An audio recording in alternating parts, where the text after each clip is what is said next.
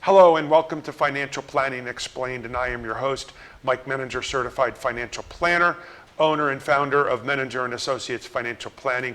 I am joined here with Kyle Ryan, who is one of my associates of my company, also a certified financial planner, and we're pleased to welcome back our guest, Shellee Howard, in part 2 of the college planning episodes. Welcome back again, Shellee. Thank you for joining us. It's my pleasure. Thank you for having me. So in our first episode, we were talking a bit about the process that you take with the kids when they're in 8th and 9th and possibly 10th grade to sort of prep them for what they're looking for their dream colleges, and you're prepping them for making themselves stand out. And so what we'd like to do is kind of flow into some of the process, particularly as it pertains to gaining financial aid. I mean, that's obviously the parents are the ones who are thinking, how am I going to afford this? The kids usually don't think that yet because they don't have the foresight to know what it's like to live with student loans after they graduate, do they? No. It's all about the social life at that point. Absolutely. So actually, I'm going to ask you that question. Yeah. So what were you thinking about when you were in high school? You went to Temple. Yep. What were you thinking about from a financial perspective? Were you thinking financial aid? Or were you just... I knew initially, I had to go someplace that I could afford. I couldn't drop out. I didn't want to drop out of college because I couldn't afford it, or I wasn't able to get the loans for say. So I knew that the price was, and my parents reminded me that the price was very important at the time. But you're in high school, for me it was, I didn't really know what I wanted to do. I knew I wanted to be in business. I knew one day I wanted to grow and own my own business. But what does that mean? You could be in any field and have your own business, right? So it was really, I identified staying close and going to a bigger city school, and that to me led me to looking at, Penn State, Temple, some of the local universities, and, really it all comes down at the end of the day to it was financially right, it was geographically right, and, as you say, Shellee, socially it fit for me and it had all the programs that I was looking for.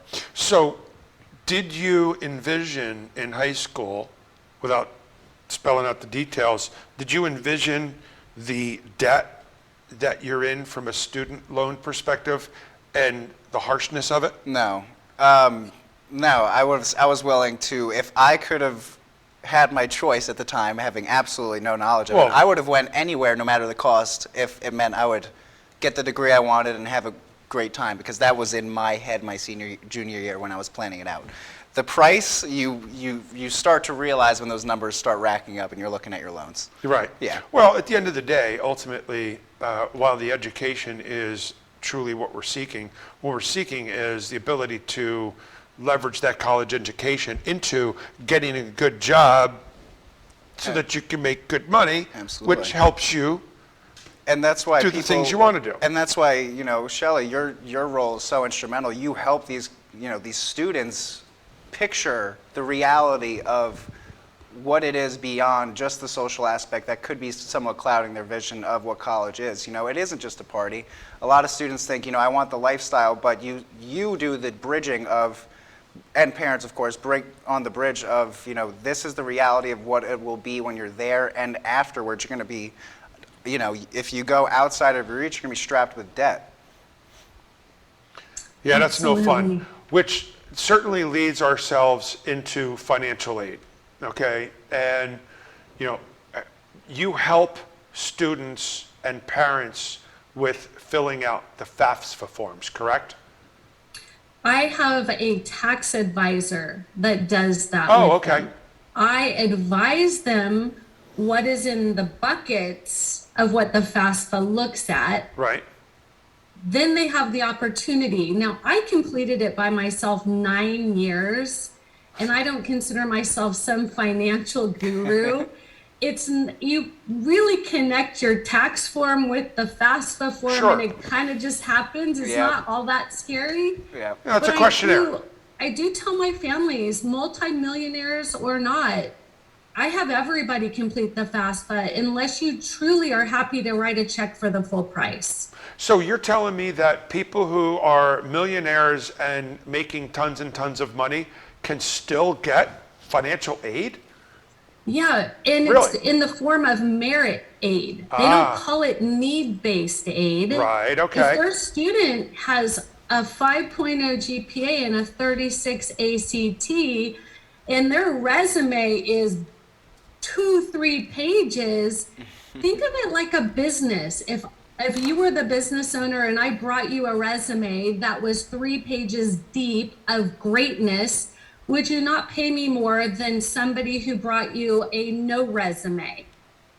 Right. Well, College is the same way. It's so hard for people to wrap their mind around this, but you would never go to buy a home and pull out the flyer and go, yep, that's the price I'm going to pay. You would never go on a car lot and go, oh, that sticker price, I'm all over it. Sign me up. But for whatever reason, people assume that college sticker is actually the price. I will tell you, I don't think one of my students has ever paid sticker price. right, right. Well, there's, who would? Why, they would, anywhere you can get a discount, you know, and there are other ways of getting it. And I joke, because I'm left-handed and I have blue eyes, I can get a $500 a semester scholarship. I mean, are there ways, and I heard, I mean, this is years ago, but there are places you can go online to find certain scholarships. Is that true? I would say buyer beware on that one. I personally fell into this trap with my Really? oldest, who had all of his success. And I was a little greedy, and I'm like, hey, there's more money to be had. Let's go after book money and travel money and all of that. And so I had him apply to 33 private scholarships. He got $300, and they blew up his email to the point he had to shut it down. Oh, wow. Yeah, right. You have to be very careful. And what happened is he told them I owned a house, and then I had everybody reach out to me and try to sell me something. Interesting. And so Okay. it's a bait and switch. Not all. I have about 12 that I recommend to my families that are vetted, legit, but be very careful. It's like going to a county fair and there's a free drawing, right? Oh, I know. How free is it? Oh. Yeah, be very careful of that. Yeah. I still have people calling me from when I went to a Tampa Bay baseball game 4 years ago. Yes. Yes, because I filled out one of those little drawings to get something. Yeah. So, okay, very good. Thank you for pointing that out. So, when you reference the merit-based, so you could still get a merit-based, or can you get a merit? Well, actually, back up. So the FAFSA form only offers if you are seeking needs-based, correct? It's an interesting topic because it goes this way. If you don't complete the FAFSA, they assume you don't want any financial help. Interesting.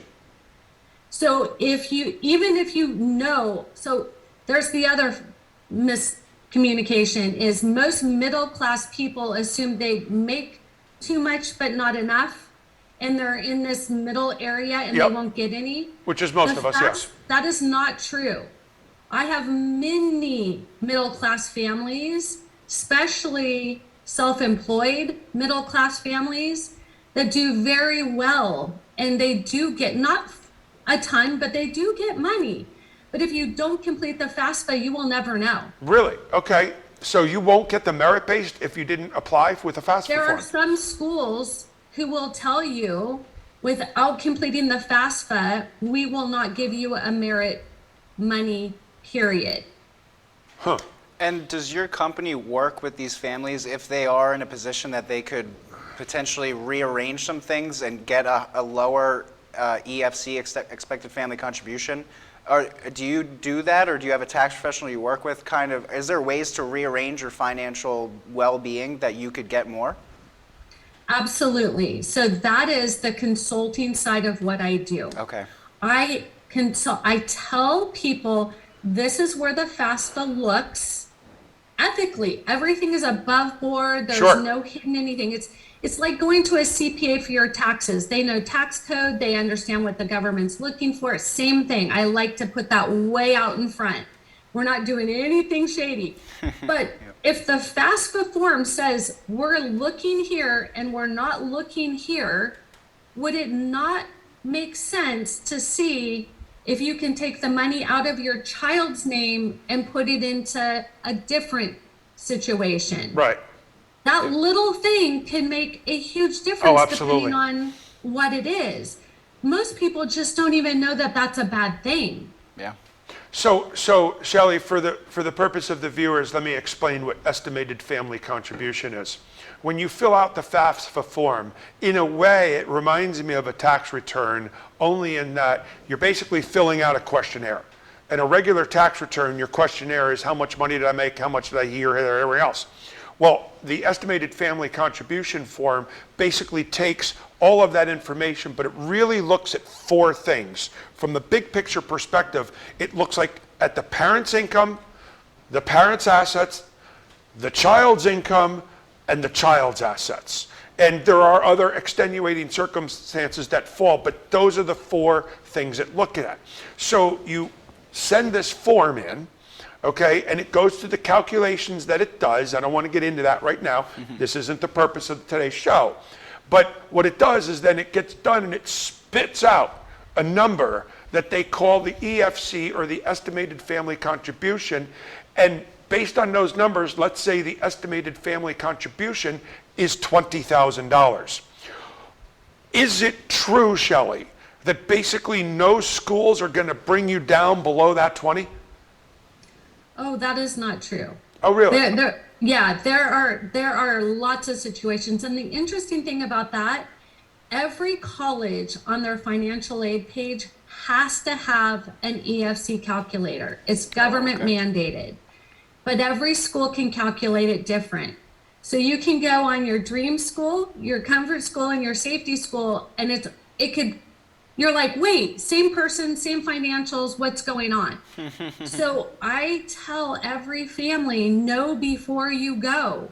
Go directly to that school's financial aid page, go into their calculator, and it's a 15-minute process. It's just an estimate, but I think people don't understand when they get that real number back, what that feels like. They're like, well, where's that money coming from is usually the number one question I get from families. Like, if I had this extra income, would I not have spent it?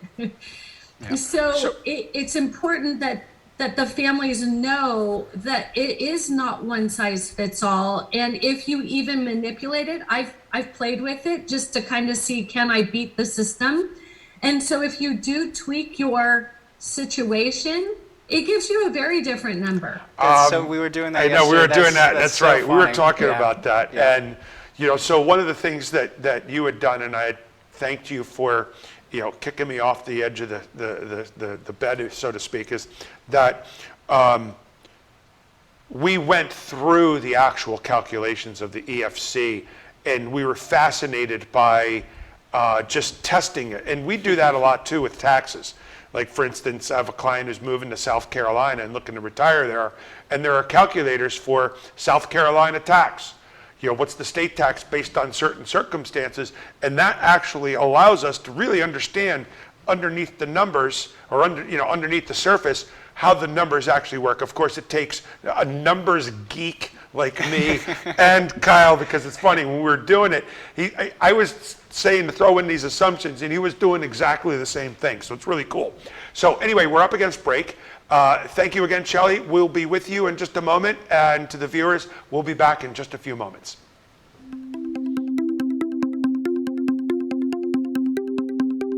Have you saved enough for retirement? Are you financially prepared for an emergency or unexpected event? Have you thought about your financial future? Hi, I'm Mike Menninger, founder of Menninger & Associates Financial Planning. For over 20 years, we have been answering our clients' questions just like these as we develop unique and comprehensive financial plans tailored to meet their needs. When addressing your financial plan, we incorporate your entire financial picture, including taxes, estate planning, as well as investment planning and retirement planning. So call us today for a complimentary, no obligation consultation. unique approach to financial planning.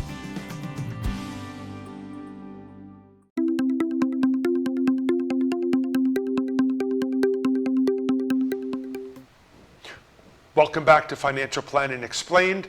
I'm your host, Mike Menninger, certified financial planner, and we are continuing on with this fascinating two-part episode on college planning with Shellee Howard, who is the founder and CEO of College Ready. We left off talking about financial aid and how the different schools have different calculators, but it's required that every school's website has its own EFC or financial aid calculator, if you will. But one of the things that we want to take and spin off of that, where Shellee, you've been very successful in guiding your students or clients to selecting the right school based on the financial aid.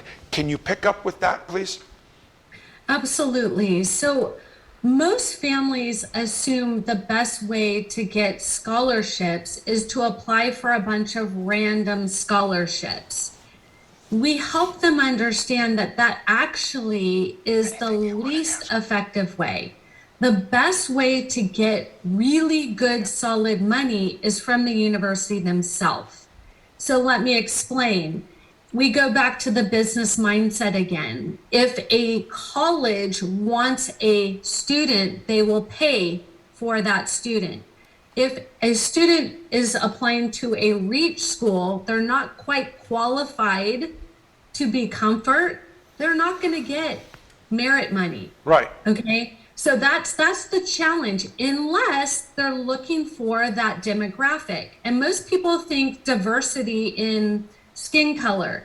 It's not. It's about East Coast pulling West Coast. It's about having, different kinds of students, business students, law students, engineers. They need a whole campus of diverse students. So if a school is looking for, if they're on the East Coast and they want a West Coast kid from California who wants to do pre-med and they're short, they don't have any kids from California in pre-med, that student may have an opportunity that they are shocked about. And I think that had a lot to do with my son, is he was that West Coast kid. He didn't have the perfect GPA and the perfect test score, but he had a really awesome platform. I remember, that was so shocking to me that they wanted him. But that's what I'm talking about, applying to colleges that want your student. It is a business. They need your student to stay in business, and they need your student to go out into the world wearing their letters or that diploma. Everybody else, wow, that lady's pretty amazing. I want my student to go to that school. So they're looking for this, next Nobel Peace Prize winner. And that's going to draw more people into the university, which is their best form of marketing. It's interesting. It's funny you say that, because my son was the same way.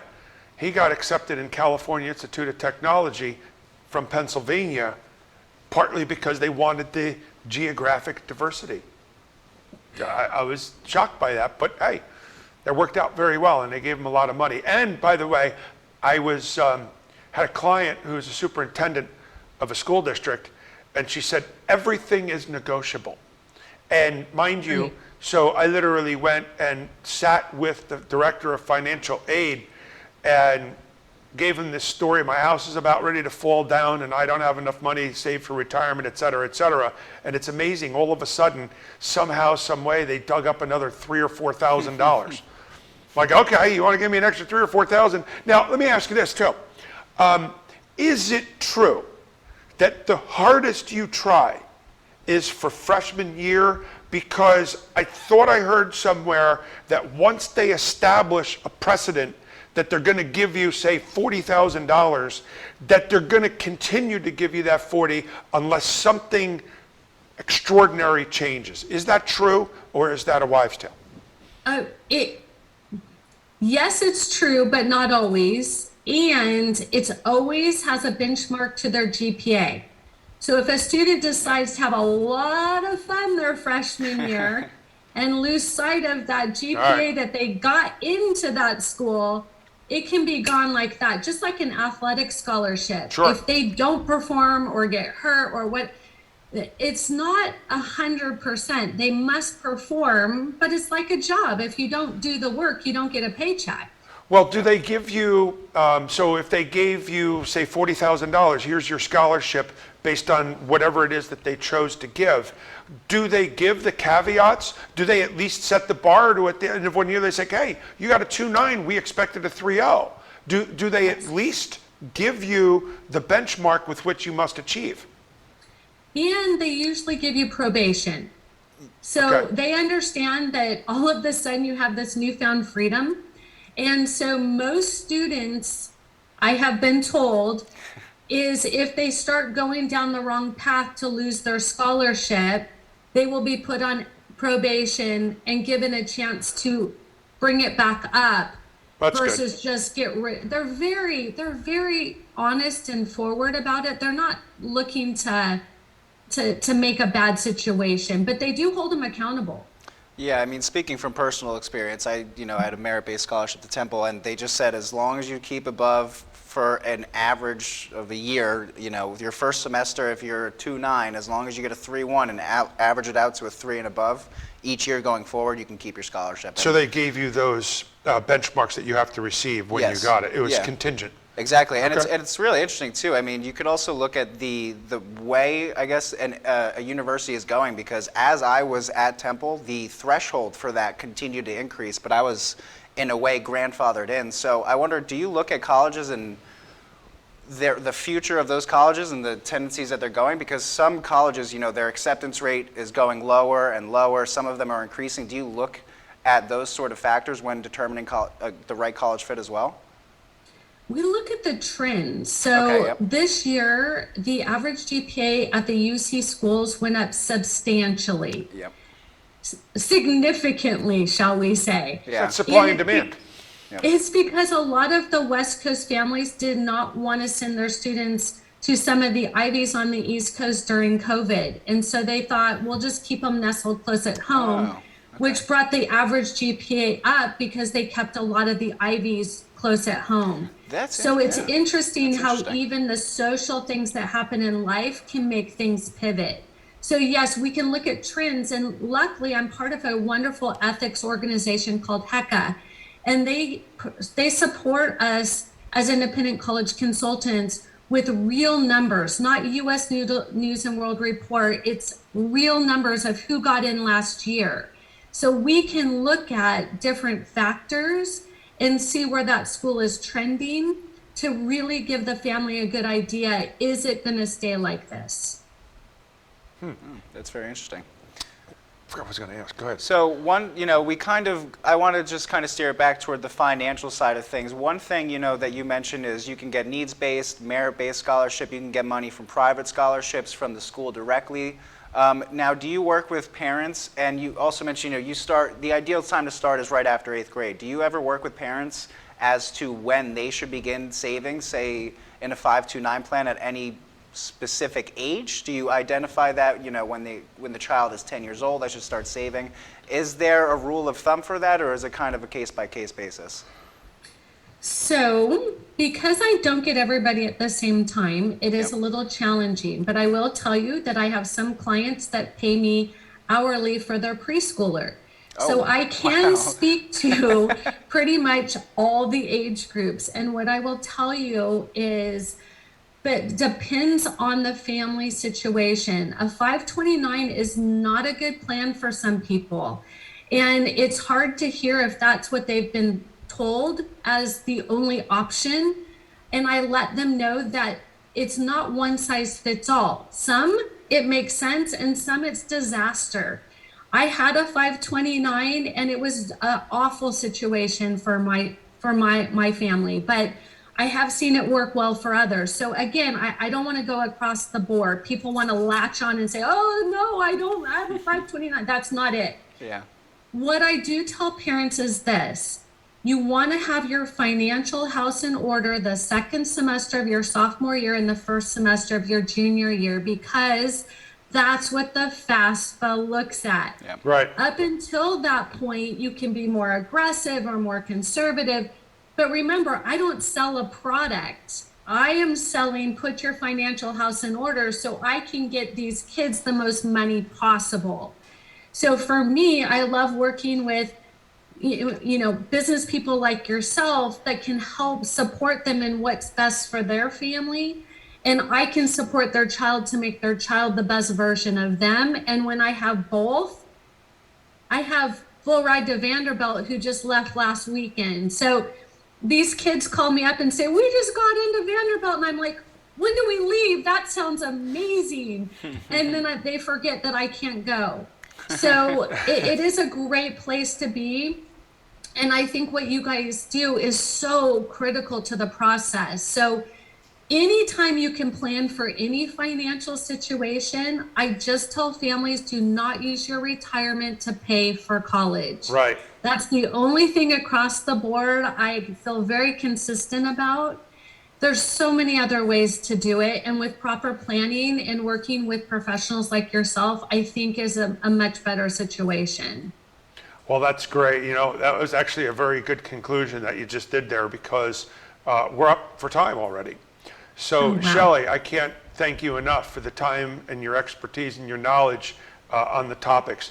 What I'd like you to do, if you could, is take a moment and just look into the camera and just tell people how they can get a hold of you. Talk more about your company, College Ready, how they may be able to get a hold of you. Absolutely. So like I mentioned, we work with students of any age. We work with transfer students, scholar athletes. We work with ADHD. I mean, every student is worthy of going to school if they want to. We even work with trades students who want to go into plumbing or electrical. Our goal is to help your family. And to do that, the best thing to do is to go on our website, which is collegereadyplan.com, because the plan part is very critical. I included that in the website. I'm on every social media channel that you can dream of. And you know what? I'm happy to offer your clients and the people listening a free discovery session with myself, where we can talk about your personal situation, because it is unique to you. So feel free to reach out. My direct email is Shellee, SHELLEE, at collegereadyplan.com. And thank you both for your time. Well, thank you very much. That's fantastic. And to all of our viewers, we're all about planning, as evidenced by the name of our company and everything that we do. It starts with planning. And college planning is something that takes a long time to really consider. And obviously, we all know and understand the financial impacts that it could have on you as the parents or as the children for many years to come after school. And obviously, the selection of the correct school is very important in the process as well. So thank you for tuning in this week, and we look forward to catching up with you next week. Again, I'm Mike Menninger, certified financial planner, and with one of my associates, Kyle Ryan. Thank you very much for joining us, and we will see you next week.